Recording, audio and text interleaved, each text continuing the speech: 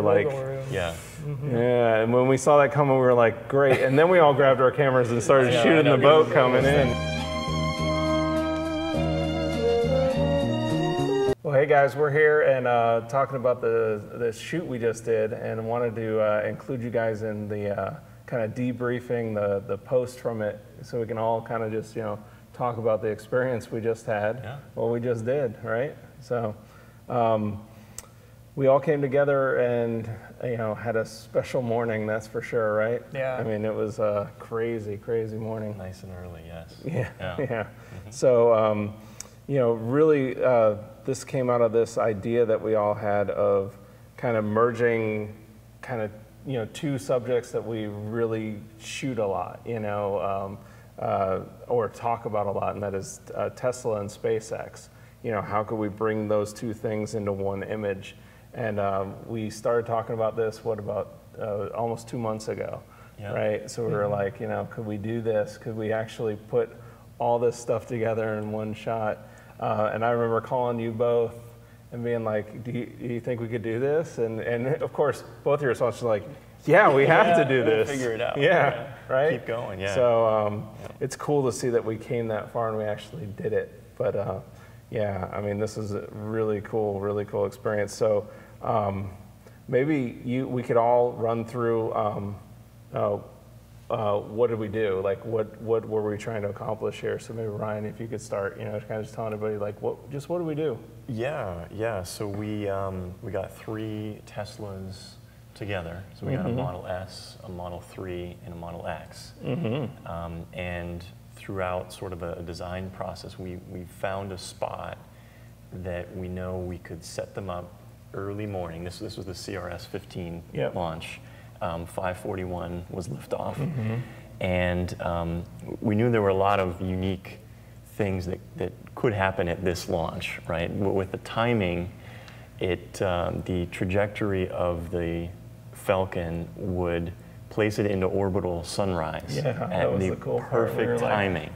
So where could we position 3 Teslas to capture an epic streak shot, but a very unique streak shot into orbital sunrise? Yeah, so I think when we all started doing the math and we started really realizing like where the sun was going to be, what the angles were going to be, we're like, this has got to be the launch we do this at, right? It was like, it started coming together, and actually it started coming together, and the seeds started coming last a while back, just a few months ago, when they launched the Iridium satellite on the West Coast that did that same phenomenon, where it's the difference being that was at sunset, right? And that was the one you saw all over like social. Super surreal. And people were crashing cars on the highway, right? Like no one really knew. I mean, a lot of people did, but a lot didn't know what it was because it was just so unique. It is so unique because like I know now, like watching the videos, and that's what's hard with the images and the videos that we captured. Like I can never explain it to somebody, right? I mean, you can never explain this of like what just happened. Like it's like the sky is just exploding with this like a lot of people space jellyfish, right? So it's like exploding with this like wave behind it, and it takes over like maybe a third of the field of view of your eye. It's a lot bigger than what you can capture. Yeah, it's like crazy. So just grows and grows slowly. It was wild. There couldn't have been a better launch to do this shot on. Right. Yeah, weather was something that we kind of talked about, right? Because we could have had everything set, and then we get a cloudy day or a rainy day, and it just makes everything a mess. And it was just the perfect. We got enough clouds where we got a lot of color from the sunrise at the same time. And when SpaceX planned that, the day before was incredibly cloudy at the time. The next day after that was worse than the day before. So they nailed it, just clear, perfect. Yeah, definitely. And that was one thing about the whole process. One thing that we tried to do walking into this project was do stuff like this, where a lot of the catalyst though for the project was more that we wanted to show this new age or new era that we're getting into here, right? So we have companies like SpaceX and companies like Tesla that they're pushing us and innovating and pushing us beyond where we are, right? And you have SpaceX, who's now pretty much pushed the whole industry into rapid reusability, right? And then you've got Tesla, who's pushing the industry into sustainable transportation. And we're like, how can we show these two things in one image, right?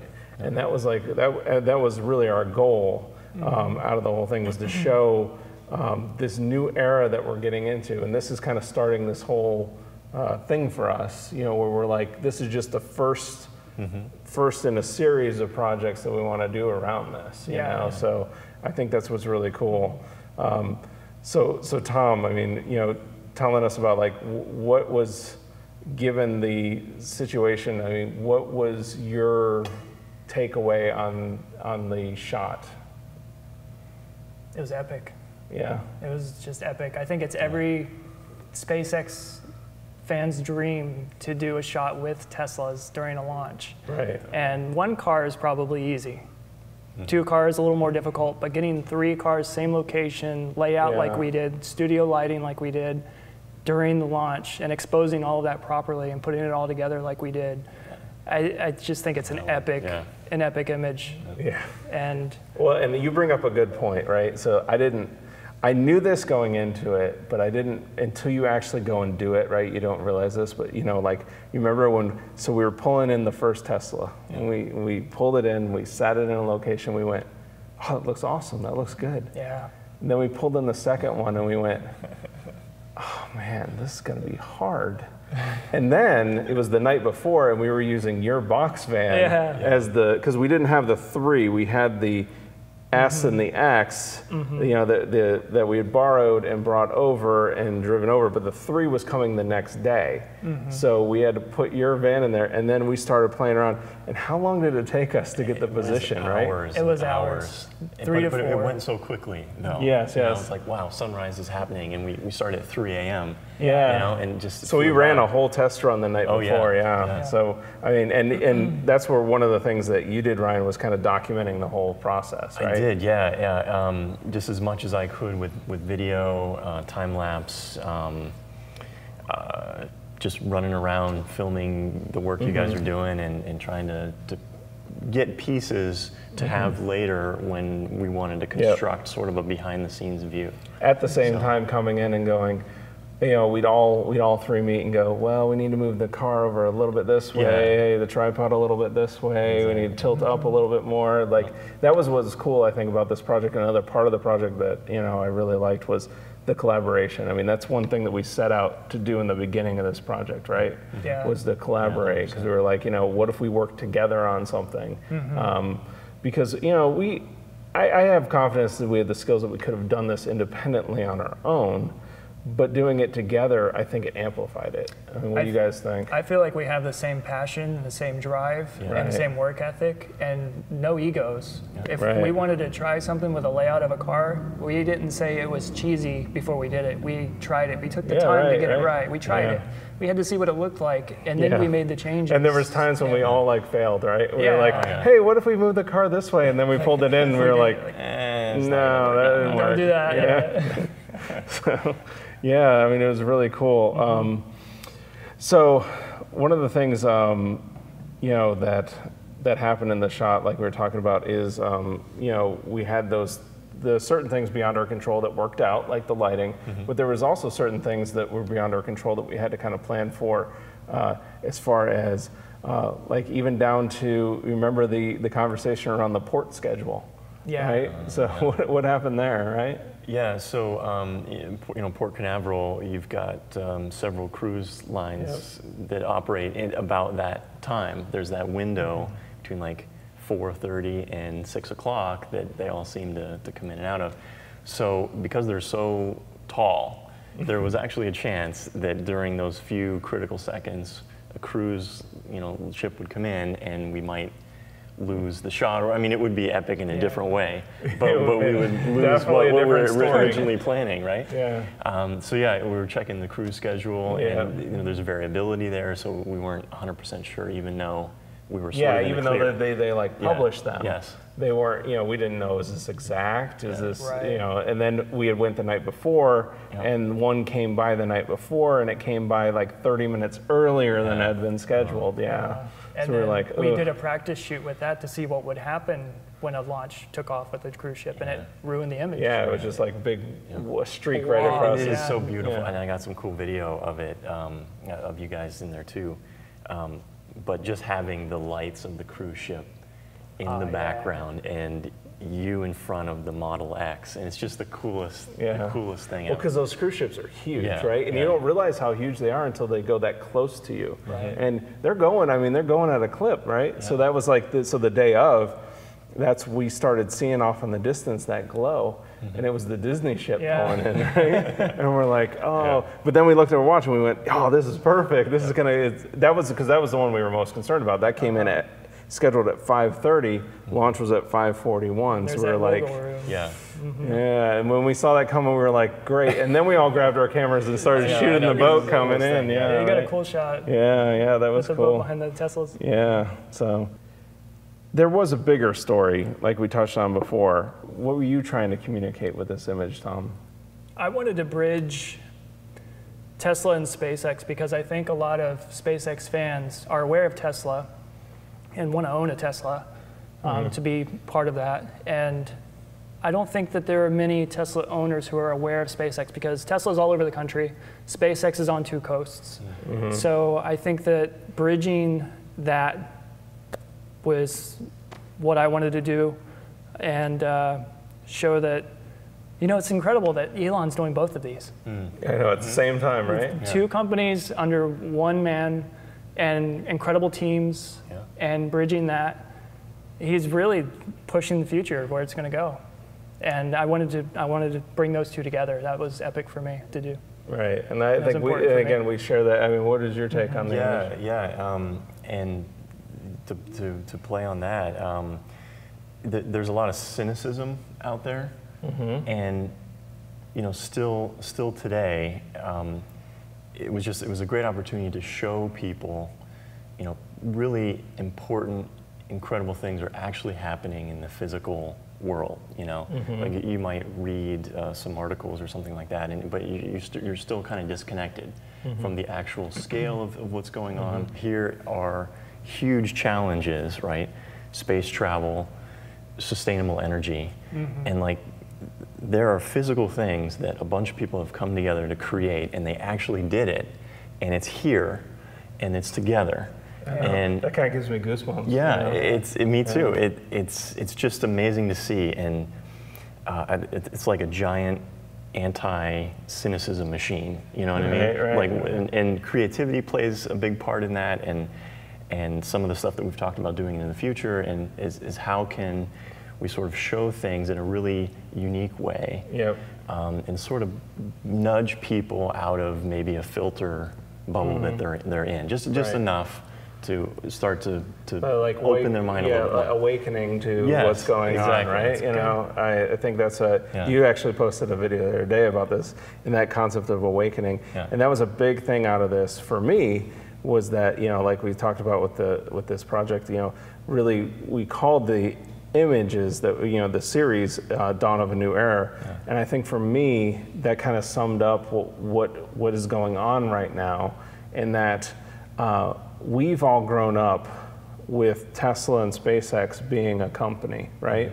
And we've seen the level of cynicism, the level of negativity, the level of just questioning everything they're doing. Like, this isn't gonna work. They're never gonna build cars fast enough. They're never gonna land a rocket. I mean, I remember years ago being like, this cannot be done. We cannot do this. You know, just even recently, you know, with Tesla, it's like, you know, the conversation around like this, you know, there's no way they're gonna build 5,000 cars a week. They just hit 7, you know? So, I mean, it's just been constantly, so I really do feel like we are entering that new era. that we're like, finally, I feel like people can start seeing that the sun's rising on this and you cannot stop it. Like you cannot stop and put this down any longer. Things like Tesla, things like SpaceX, things that are pushing that envelope of innovation, the sun will rise.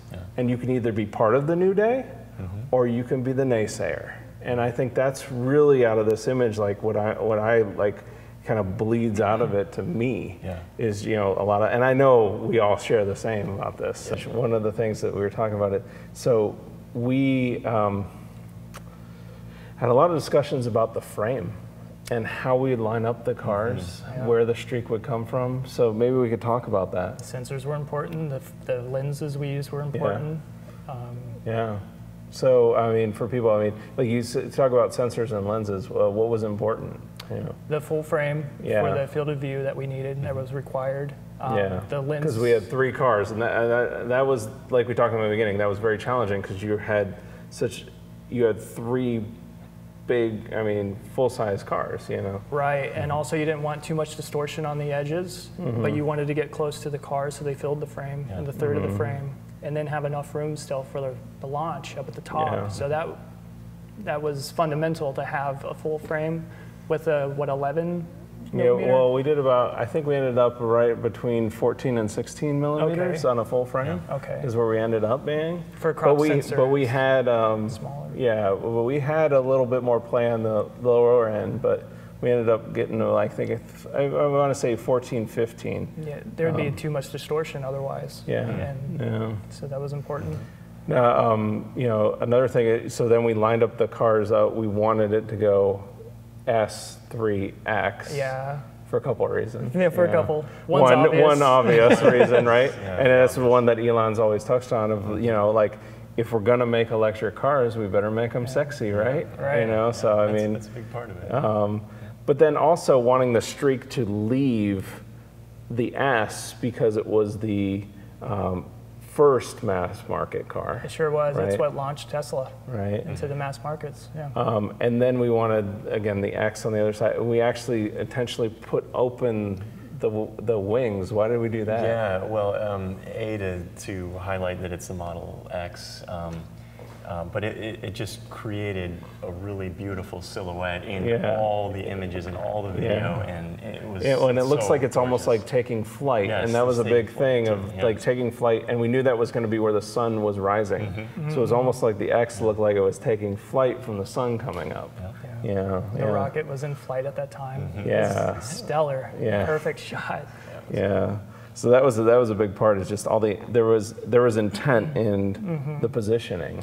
And the placement of the Model 3, we tried so many different orientations that the 3 worked in the middle, and we hit all those marks with having it in the middle and checked all those boxes off. So. You know, one of the things that I think we wanted to, and I think we touched on this, but, you know, talking about inspiration, that we really want to, you know, work on projects that inspire people, right? And that get people interested and get a wider audience involved in this. Maybe going back to, you know, how did the whole idea start or materialize? You know, we talked about this. We've been doing this. We've been documenting and capturing images, and we will go out off site and we'll go on site and we'll do stuff and, you know, adventure. But I think that one of the things that happened here was, you know, we've done that, but then we started to talk about our passions, right? And I think we've kind of touched on this, but, you know, we all have this passion for, like, we really love this stuff. And we're really inspired by it, and we want to share the beauty of it. Right. It's important to note that we're all press photographers for different organizations. And that's a good point. We do have time to linger and speak to each other while we're at the press site in between events. And I think that we've all found each other in a way that we're sharing the same stories, the same highlights, the drive, the passion, and there's really no way to come together at the press site because of all the limitations.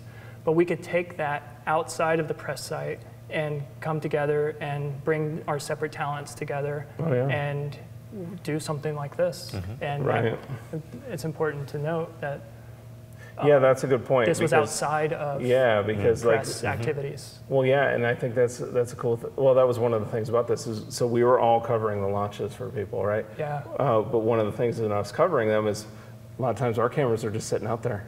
They're just on the pad. They're waiting for the launch. I'm waiting to go back to pick them up the next morning. Right. What am I going to do between now and then? And we're like, we're going to do this. If we got that time, we might as well do something, that for us,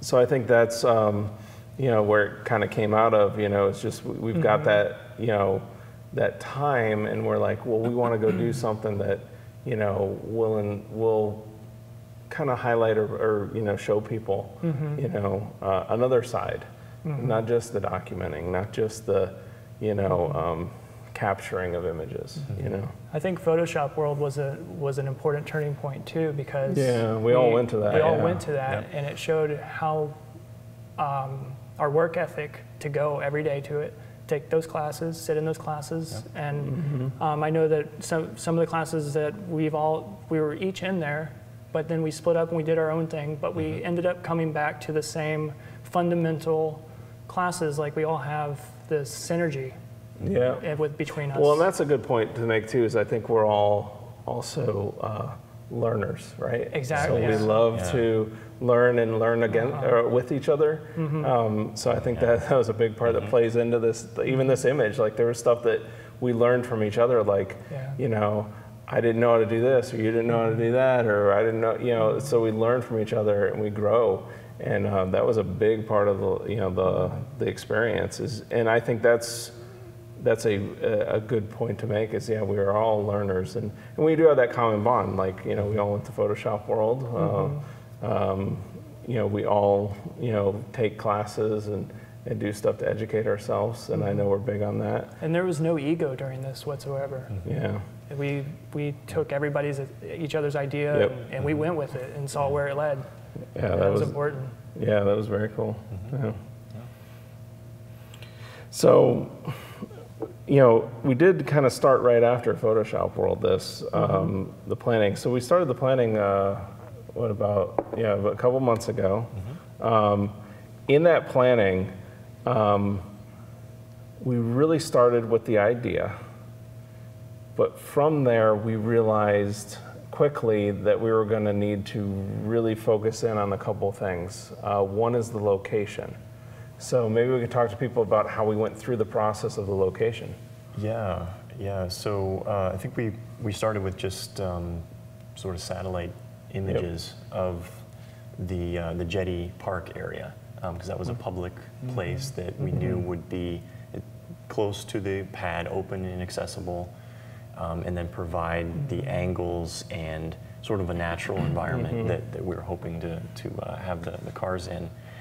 And then what we did is we, after we got that image, we sort of came together on a couple calls and we marked out a couple spots. I think it was like 3 or 4 spots, right? Yeah. And we just kind of talked about pros and cons of what we thought we'd encounter in each spot. And then we needed, some scouting missions to actually happen. So I was the nearest person, so I went out kind of an initial run and took some photos at each of the spots, and then we had another call and sort of discussed it. And a couple of them were just immediately not going to work out. There's just stuff in there that you can't see on a satellite. Exactly, and it could have been really cool from the views that we saw, but it just. One of them was sort of a boat launch area that there was a nice sort of concrete area. It was tough to tell the angle of the concrete and how active is the side of the sort of boat launch marina area. But it turned out that it's a pretty steep angle and there's a ton of boats, especially that time on a Friday morning. Well, now looking back on it, realizing how many people were over there too. Every 5 minutes a boat was pulling in. Yeah. Every 5 minutes, there was like, and the headlights, the boats. Yeah. There was even a boat launching during, or 2 boats launched during our shots. Yeah. And you can see a couple areas where you get that streak. If we would have been right next to that, it would have just been blown out. It would have been Also, much too difficult. All the orange sodium lighting behind the cars, we would have had you know, lights sticking out of the roof of the car and stuff. A lot of reflections. Obstacles in the foreground was another thing. You know, we ended up moving some things around and sort of positioning to avoid certain poles that were there. Oh yeah, we moved a couple waste baskets for the purpose of getting it out of the image, but also to direct people away from our location. So we literally rolled that can up the hill about 50 yards and moved it, and hoping nobody would notice that we moved it, but it worked out perfectly. And then we moved it back. And then we moved it back. We did, So we were very respectful of the location. Yeah. So, and so we settled on that one location.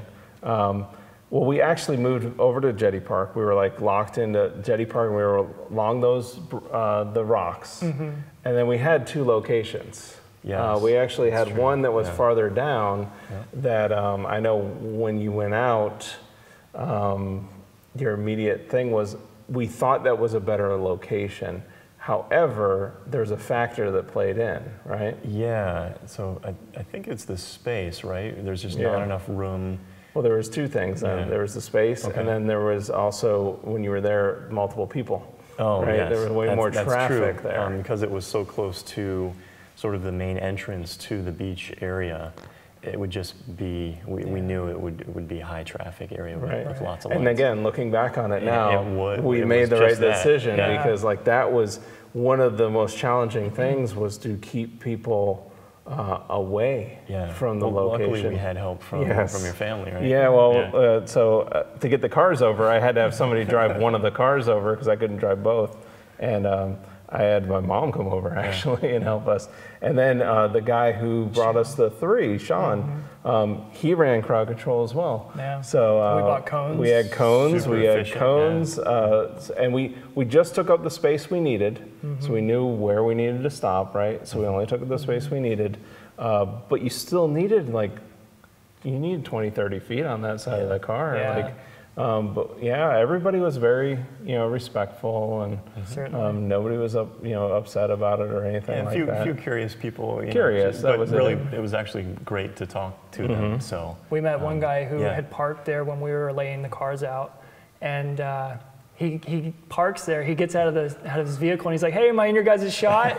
We're like, "Yes, you are." But it's the day before, so no, it's like, "I'll be here for lunch, though." Cool, we're like, "Okay, we're gonna work this out." So we did explain to him, and then he moved for the next day because he was like, "That was the spot. That was the spot he always parked in." And he had such a cool history with the really Apollo program and Space Shuttle program, and it was a thrill talking to him. Oh yeah, definitely. He worked on and that was one of the things that was, I remember he came up after the launch and he went, "I've done tons of these, all the way back to Apollo." He's like, "This was the coolest launch I've ever seen." Yeah, he's never seen anything like that. And that's where I was like, this was special. Something happened here. Oh yeah. Of course, we were all feeling that when it was going on. But so, we touched on, so with this, we had planned out the timing of it, right? So we had it down to, we were starting, so we actually did a dry run the night before. So, which I'm really glad we did. I think we're all glad we did, right? Super helpful. And just really just took our same time schedule and kind of knew how much time we'd have, what the light would be at certain times. Because we were going to do a technique with the car where we were going to light paint it. And that's something that none of us had really ever done on this scale before, right? I've done little stuff, and I know we've done little things, but nothing like this. But 3 cars, it's like we went off the deep end, right? So we come the night before. We spent a lot of time setting up those cars. Spent a lot of time setting it up and setting up the frame. We started at 3 a.m. I think we had our alarm set for 5 minutes before launch so that we could practice our settings and our camera, and then we had to take a break from setting up the cars, do the launch photo to see what exposure settings and things we would need. And then we got back to realigning the cars again. Yeah, we kept at it. We kept at it. And we settled in, I think at that time, it was like we were near like, we were ISO 100 F22 bulb mode, Yeah. And it was about a 300, it was a 4 minutes and something. Yeah. You know, it was whatever. And I think we ended up going a little longer on it because that second stage was so beautiful. Yeah. So we were like, we can't close it, keep it open a little longer, because we had intentionally underexposed it a little bit, so we knew we had some play. Yeah. You know, because we knew we could probably bring it out with the raw file. So it ended up working out, right? So we left it open about 20, 30 seconds longer because it just kept on growing, and we're like, we can't shut the, we can't close it off yet. So, and there's always that moment when you see how high it is in the sky, and you're thinking, "Man, did I set my camera up high enough to capture that arc?" Yeah. Like you're almost looking straight up, and we did. And when the final photo flashes on the screen, you're just like, "What?" Nailed it. Surreal, yeah, it's surreal. Well, I remember, and you captured some of it during the launch and the behind the scenes, like. I remember all of us we were all in awe of it. Yeah, you know, I mean, like just it like came raw out, emotion, just right? flowing. There's no filter. There's no. You're really not even thinking about what the sounds you're making and the words you're saying, and it was like that with a lot of people in the crowd too. So we caught audio of the people who were watching us in the launch. Oh,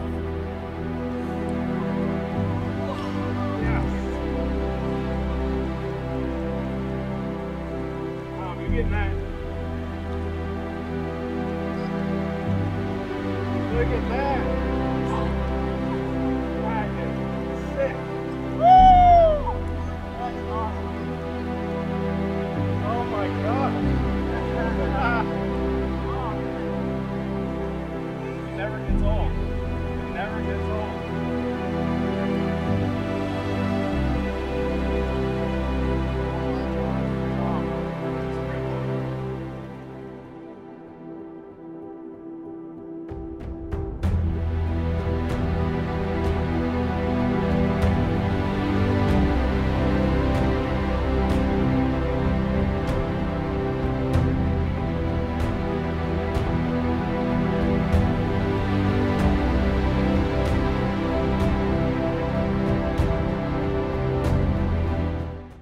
Nearby, and it really adds to the moment is hearing, our reactions and children and people just gasping. There was a whole family there. He said they drove so far to come see this. So great! It's such a cool thing to see and hear, and I'm so glad we captured some of it. And one person was like, I think they were actually talking about you because you had the best commentary during the launch. It was unfiltered, like you said. It's just like it. you just feel it, and you're like, you don't even really but know. But they had pulled me over to the side, and they're like, whatever image you captured on your camera, we want to see because you have the passion in your voice. And I was like, I think it's Erik, but I'll show you mine.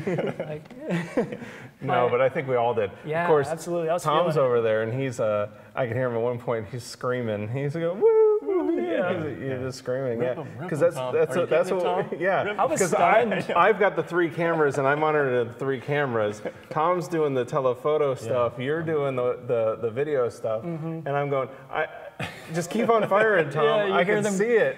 You hear like 3 clicks. Go. Or keep on going. Keep on going. You're like, rip 'em, man. Like, we need to get you a bigger buffer. I was like shaking my head. I was like, I'm snapping out of it. I got to get back into this. Well, then what was really cool is I remember at a certain point, Tom's firing them, and he's, all telephoto, and you're really close. And then you pulled back, and you looked up, and I remember you said something around like, you just went, wow. And you just like, it's like you caught yourself like, kind of like, wow, I didn't realize what was going on here. And once you stepped out, you were like, I could see you were just watching it for a little while. I put my camera down. I was absolutely stunned. I took I remember I said, I just took my head away from the camera and looked up, and I can't believe this. And it was so big and so bright, much brighter than what you see in the viewfinder. But I'm like focused on trying to get to that second stage, lighting up, and the first stage coming down. But after I saw that, how big it was in the sky, I was just like, arms down and just watched it for a moment. Yeah, I mean, it was special. You cannot capture it, right? I think that's something we all fight with at almost every launch, right? Is capturing. We're photographers, we're filmmakers. Like we feel like, like it's just the mission that we're on, right? Right. Yeah. But taking that moment and stepping back and either automating things or just pausing for a minute, or maybe even not even,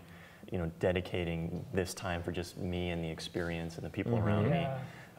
And just watching what's going on, because it is so incredible to see. And this one, I mean, like I said, this was, if any launch I've ever been to, this is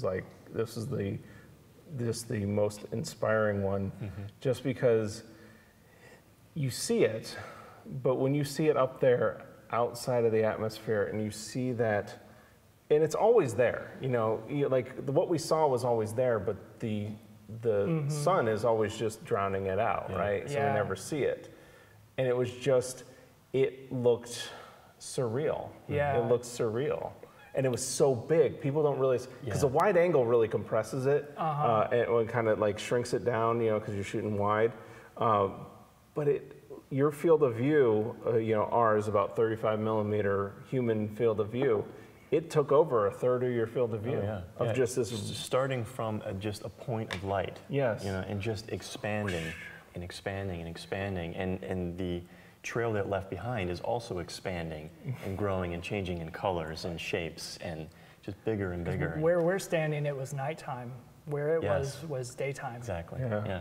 As well. Yeah, and that's, I've never seen, it got to the point where it almost, it went below the X at a certain point. So in the shot, like the actual rocket went below the X because it was so far away. I've never seen it that long. Yep. Right? I've never seen it that long. You could watch the first stage fall for a while too. Yeah. Now that you mention that, it looked like a comet in the sky for a long time. Yes.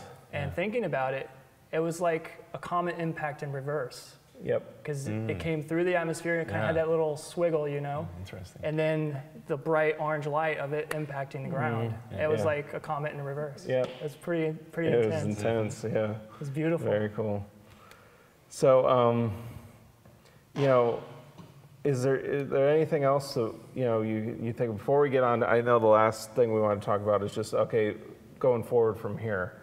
But is there anything you guys wanted to talk about? Anything else we can touch on? I think we've covered a lot. Yeah, we did. All right. So so we've all talked. This is kind of lit a fire under us. Like we want to do more of this. We want to. Obviously, if it's connecting with people, and it is inspiring more people to get out there and see the beauty of space exploration, innovation, science, that kind of stuff. If this is doing anything for that, we want to do more of that, right? Yeah. So what can people do to kind of moving forward from here as far as projects that we're going to do in the future? newspaceera.com. 3 words. Yeah. Yep. So New Space Era, and on there we're going to have places where people can buy the prints, which will support future projects of ours together. They can also support us on there for future projects, or just sign up for following what we're doing, or just email lists or whatever you want to keep on getting updated about stuff that we're doing. Which is another thing is, I know we're doing a lot of sharing on social. Yeah. So definitely following, if you want to follow us on social, that's a big thing, between Instagram, Facebook, Twitter. I know you guys have Reddit. It's another one that, a lot of people are using. So anywhere on there, you got Science Tripper. Science Tripper on Instagram. Yeah, and then your Time-Lapse Junkie.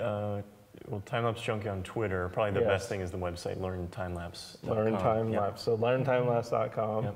And then you're over with Teslarati. I'm at teslarati.com, and also _tom.cross_ on Instagram. I'm very active on Instagram. I also do a blog on it on Teslarati once or twice a month. I'll write a piece. Cool. But they're up to date on all SpaceX, Elon Musk, and Tesla, everything, AI even. Oh, cool. So it's good news. That's the organization I shoot for media. Yeah. So, and you can find all that at, we'll have that on the website. New Space Era, 3 words. And then if there's any future projects, we'll link off of that site.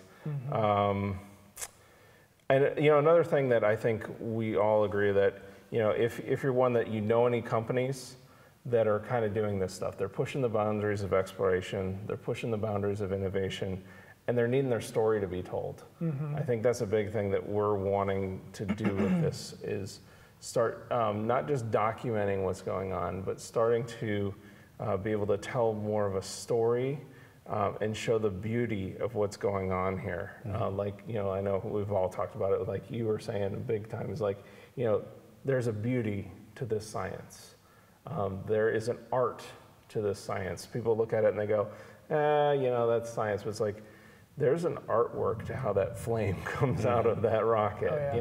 There's an artwork to that engine and how efficient it is. Absolutely. I mean, those Falcon 9 engines, like, they're super efficient. Like, people don't realize how crazy efficient they are. Right, and they've evolved. Now they're in their 4th iteration, so they've designed an engine that can be evolved and improved on, and they have. And the materials that they use on the vacuum on the 2nd stage is incredible. The nozzle is made of materials I can't even pronounce, but it's like paper thin, and when it lights up on the stream, you can see it wobble. And they actually have like a piece of cork or something to hold it together for the launch, that it doesn't vibrate and shake.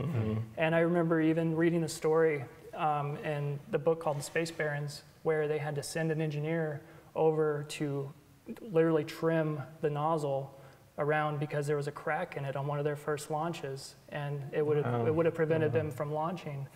But SpaceX, being who they are, they did the math. They found out that we could still launch. We're going to lose a little bit of thrust, but we can chop that off, and we can still do the mission. And it's stuff like that I'm like, man, you guys are awesome. Like that's I want to do that too. That's what I love about it. I love just know it's going to work. You have that. You have that confidence in your team. You have that skill to understand what's going to happen, and you have the scrappiness of a private company. Is like, I'm going to go and I'm going to do that, and it's going to work still.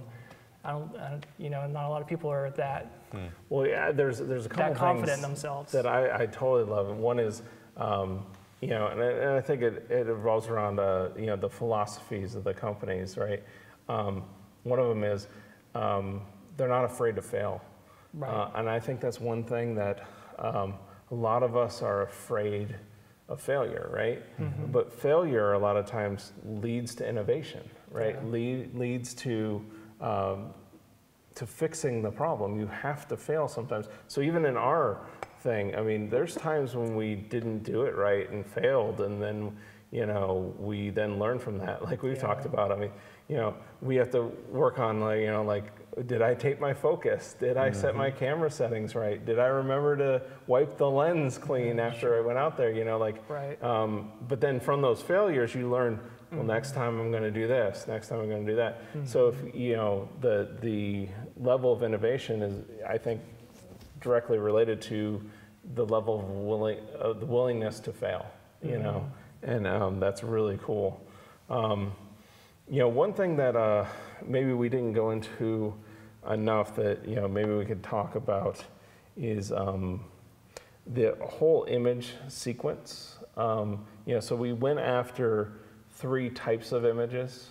So we did a light painting. We talked about that, right? And I don't think we really went into like, what are we talking about when we talk about light painting? Somebody would be like, what does that even mean? Right. So we set the cars out there at night. So we were doing that hours before launch, like 3 hours before launch. Yeah. Set up the cameras, and you did a time lapse of this where we on the second night after we got the layout on the first night. On the second night, we did all the light painting. Yeah. So we put the cars in position, and then we lit them with a light. Like we used the Westcott light, an ice light, single light with the barn doors, and had to tape it off.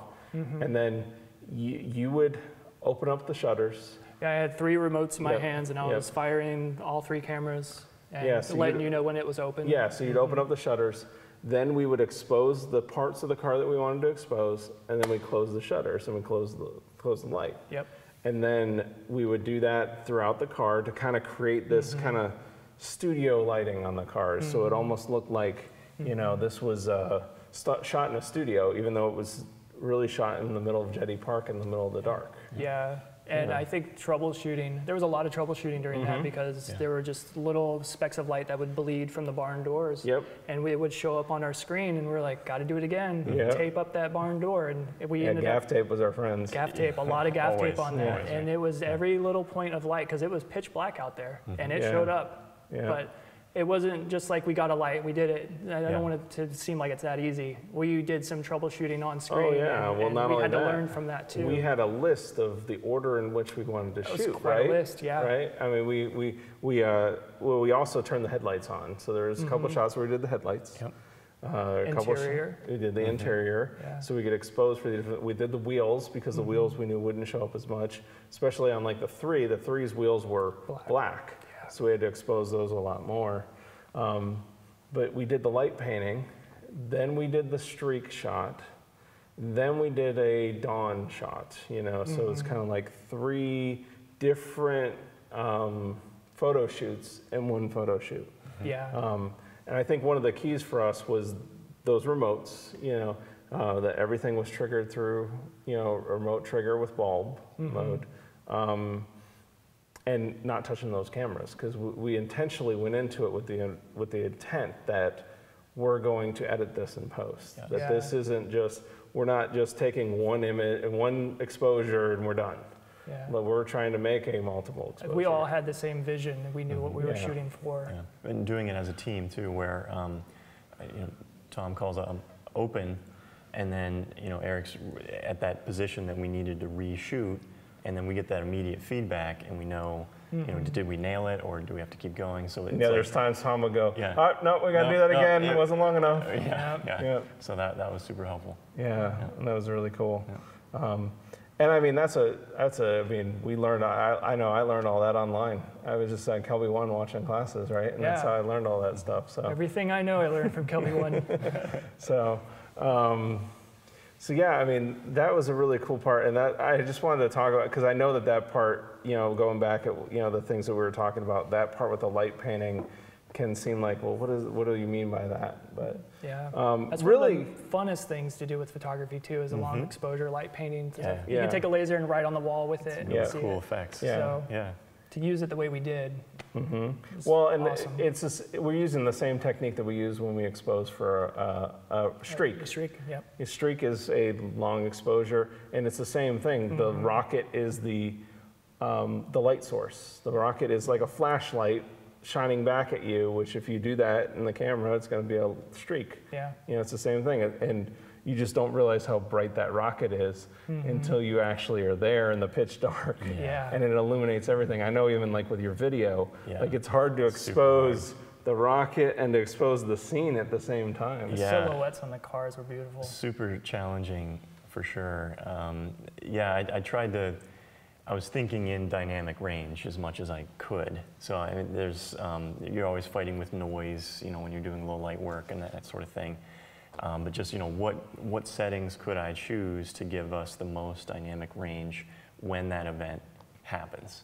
So some of it worked out, some of it's a little noisy, that kind of thing, but we're able to nail it. So yeah, and I think with that, I mean, you know, noise is expected with that stuff, right? Yeah, but it came out great. Yeah, even had like a dolphin in one. It was like 20 seconds after ignition or something, or maybe like 15 or 10.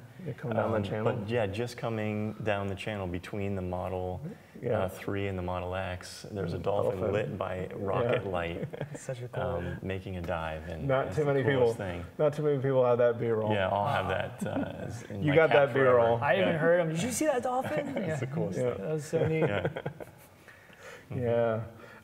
You know, the other thing that we didn't talk about that I know we went in with the intent, we talked about earlier that, you know, we did want to include everything on this project, every opinion, every variable that we could, you know, to kind of keep it as kind of agnostic as possible. One of the things was the cameras, you know, that we actually shot with 3 different cameras. We intentionally shot because we wanted, one, there was part of it of coverage. We didn't want the chance that one didn't work or one did work or one exposure worked or the other one didn't. But we actually shot with 3 different camera manufacturers as well. Yeah, we got a Sony, Nikon, Canon. Well, and especially also going, you know, that of it really, the image is not created because you shoot with one camera or the other. You know, the image is created because of what you put into the image. The camera is just a tool, right? And I think that was a big thing out of this that we wanted to, you know, make sure people knew, was that the camera is just a tool. And I mean, I love this quote by Elon. I kind of want to close out with that of, you know, Elon said once that, you know, the value of beauty and inspiration is very much underrated, no question. And I think that one of the things that we miss sometimes is the beauty of what's going on around us, right? And that can inspire people to do more. So that's one thing that I encourage everybody with is you have a place, you have a way of doing it. You might not be an engineer, but you've got some way to help show others and inspire others.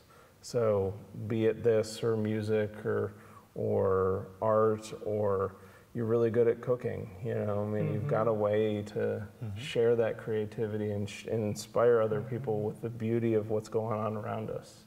So I really think that that's something that we're really trying to get across here. And so. I feel like, I always relate it to music and musicians, is that we're each artists.